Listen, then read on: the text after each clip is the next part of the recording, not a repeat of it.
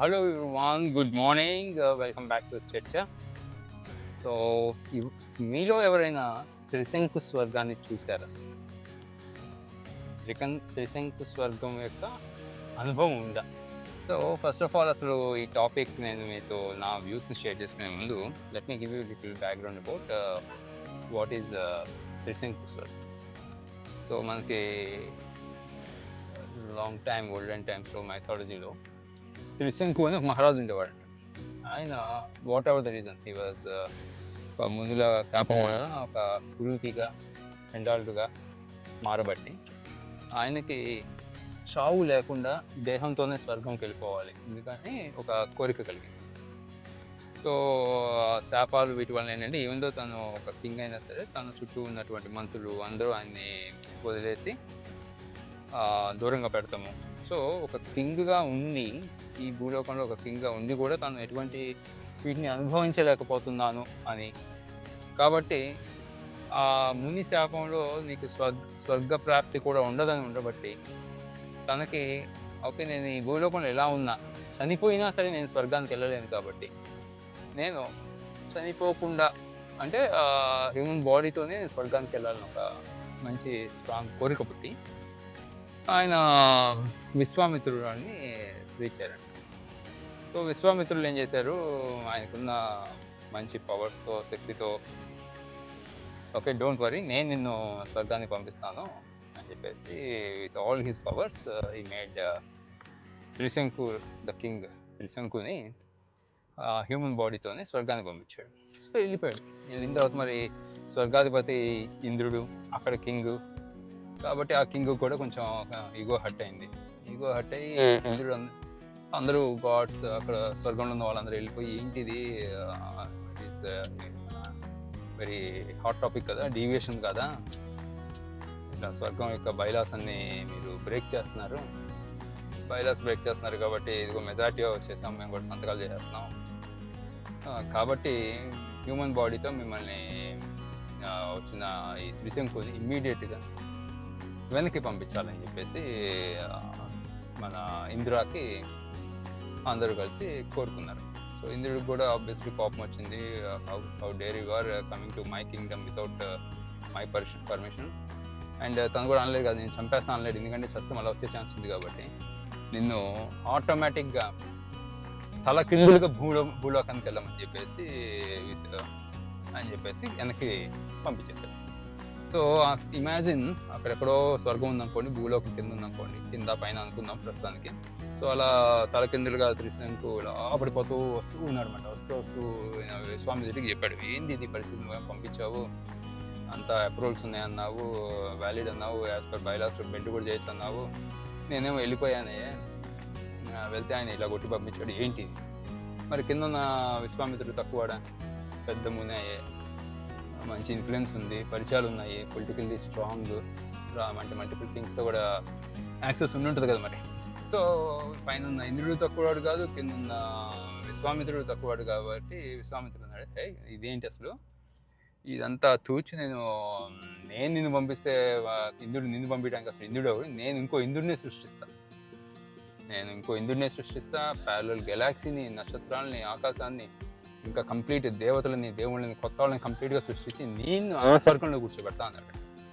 ఇది ఎప్పుడైతే ఇద్దరు పవర్ఫుల్ పర్సనాలిటీస్, ఇద్దరు రెస్పాన్సిబుల్ పొజిషన్లో ఉన్న పీపుల్ ఆర్ లీడర్స్ అనుకోండి, వాళ్ళ బాధ్యతల కింద వాళ్ళ బాధ్యత, వాళ్ళ అకౌంటబిలిటీ మించి వాళ్ళకున్న పవర్స్, వాళ్ళ ఈగోస్ వాళ్ళని అవుట్ప్లే చేసినప్పుడు, ఇటువంటి సిచ్యువేషన్లో ఇక్కడ ఇంద్రుడు విశ్వామిత్రుడు వాళ్ళ పవర్స్ కన్నా కూడా, అంటే వాళ్ళ బాధ్యతల్ని మించుకొని ఒకళ్ళకొకళ్ళు it's like A challenging situation అయిపోయింది. మరి ఇంకొక ప్యారలల్ స్వర్గం అని ఇవాళ ఒకడు అంటాడు, మరి రేపు ఇంకోటి వచ్చి ఇంకో ప్యారలల్ భూమి అనొచ్చు. సో ఇవాళ ప్యారలల్ స్వర్గం అని ఒకడు అంటాడు, ఇంకోటి వచ్చి రేపు ప్యారలల్ భూమండలం సృష్టిస్తా అనొచ్చు. అలా ఇంకోటి వచ్చేసి స్వర్గంలో సెకండ్ ఫ్లోర్ స్వర్గం పెడతాను అంటే, ఫస్ట్ ఫ్లోర్ విశ్వామిత్రుడు ఇలా చేస్తే సెకండ్ ఫ్లోర్ ఇలా చేస్తారు, థర్డ్ ఫ్లోర్ ఇంకోలా చేస్తాను కూడా, కొత్త వింత ఐడియాస్ కూడా రావచ్చు. కాబట్టి అప్పుడు దేవుళ్ళు మళ్ళీ విశ్వామిత్రుడి దగ్గరికి వచ్చేసి, బాస్ నువ్వు పవర్ఫుల్లే, సో సో నువ్వు ఇంద్రుడు కొట్టుకోండి కానీ అనవసరంగా కొత్తగా మమ్మల్ని లాగద్దు, మాకు మళ్ళీ కొత్త దేవతల్ని వీళ్ళని సృష్టించి మాకు మళ్ళీ కొత్త కాంపిటీషన్ పెట్టద్దు. కావాలంటే నీ నక్షత్రాలు మొత్తం ఆకాశము మొత్తం నువ్వు ఉంచుకో, వాటితో నువ్వు కొత్త గెలాక్సీ చేసుకో, నువ్వు ఒక స్వర్గాన్ని సృష్టించుకో అని చెప్పేసి విశ్వామిత్రుడికి చెప్పాడు. విశ్వామిత్రుడు కూడా ఆలోచించాడు, ఎంతకన్నా ఎక్కువ వెళ్తే తెగితే మళ్ళీ ఈ మ్యాటరు ఇంద్రుడి దగ్గర ఆగదు, ఇది మళ్ళీ మే గో టు త్రిమూర్తుల దగ్గరికి వెళ్ళి మళ్ళీ అక్కడ పంచాయతీ అవుతుంది, అక్కడ లీగల్లీ ఎవరు స్టాండ్ అవుతామో కూడా తెలియదు కదా, మళ్ళీ అనవసరంగా లాయర్లు అంటే మన నారదులకి అటు ఇటు ఇలాంటి మల్టిపుల్ నారదులను పోషించాల్సి వస్తుంది కదా అని చెప్పేసి విశ్వామిత్రుడు బాగా డీటెయిల్గా ఆలోచించేసి ఏమని చేశాడు, సరే అని ఒప్పుకొని ఆ మధ్యలో ఒక స్వర్గాన్ని సృష్టించి అక్కడ త్రిశంకులు పెట్టాడు. సో ఇప్పుడు as per that story and mythology, Trishanku తలకిందులుగా అంటే భూమికి తల ఫేస్ చేస్తున్నట్లుగా ఆ స్వర్గాన్ని తనే పాలించుకుంటూ ఉండిపోయాడు. సో అలాంటి ఒక ప్యారలల్ స్వర్గం. సో ఇక్కడ మోర్ దాన్ వాట్ ఈస్ త్రిశంకు స్వర్గం అనే ఎలిమెంట్ కన్నా కూడా వాట్ ఐ ఫీల్ ఈజ్ మన రెగ్యులర్ లైఫ్లో కూడా మనం ఏదో ఒక ఆశ అవ్వచ్చు, మీరు ఆశని అంబిషన్ని దీన్ని ఒక హెవెన్ అనుకుంటే, ఒక స్వర్గం అనుకుని చూస్తుంటే, మనం చేసే ప్రయత్నము, మనకు చేసే ఇవి ఎఫర్ట్స్ టువర్డ్స్ ఆ గోల్ని రీచ్ అవడానికి, ఆశయాన్ని సాధించుకోవడానికి పెట్టే ఎఫర్టు, ఈ రెండు కూడా కాన్స్టెంట్ ప్రయాణంలో ఉంటాయి. ఎప్పుడైతే మనము సర్టెన్ డిస్టెన్స్ ట్రావెల్ చేసి టువర్డ్స్ క్లోజ్ టు ద ఆశయం, అంటే ఇక్కడ ప్రాసెస్లో ఏంటంటే ఒక ప్రతి ఆశయం అవ్వాల్సిన అవసరం లేదు. కాబట్టి ఈ ప్రాసెస్లో ఏమవుతుంది, మనము హ్యూమన్ ఈగోస్ మనల్ని ఆశ